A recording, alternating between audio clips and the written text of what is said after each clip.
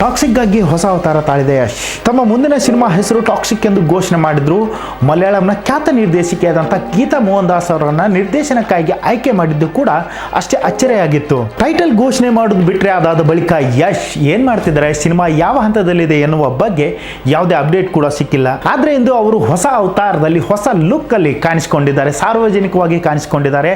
ಅಭಿಮಾನಿಗಳು ಇದರಿಂದ ಥ್ರಿಲ್ ಆಗಿದ್ದಾರೆ ಅಂತಾನೆ ಹೇಳ್ಬೋದು. ಕೆಜಿಎಫ್ ಅಲ್ಲಿ ಉದ್ದ ಗಡ್ಡ ಕೂದಲು ಬಿಟ್ಟಿದ್ದ ಯಶ್ ಬಿಡುಗಡೆಯಾದ ಬಳಿಕವೂ ಕೂಡ ಅದೇ ಅವತಾರವನ್ನ ಮುಂದುವರಿಸಿದ್ರು. ಟಾಕ್ಸಿಕ್ ಅಲ್ಲೂ ಕೂಡ ಅದೇ ಲುಕ್ ಅಲ್ಲಿ ಕಾಣಿಸಿಕೊಳ್ಳಬಹುದು ಅಂತ ಅಭಿಮಾನಿಗಳ ನಿರೀಕ್ಷೆ ಇತ್ತು.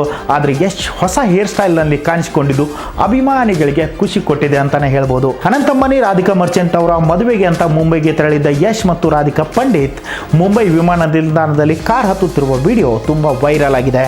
ಹಾಗಾದ್ರೆ ರಾಕಿಂಗ್ ಸ್ಟಾರ್ ಯಶ್ ನ ಈ ರಗಡ್ ಲುಕ್ ಬಗ್ಗೆ ನಿಮಗೆ ಏನು ಅನಿಸುತ್ತೆ ತಪ್ಪದೆ ಕಮೆಂಟ್ ಮಾಡಿ ತಿಳಿಸಿ.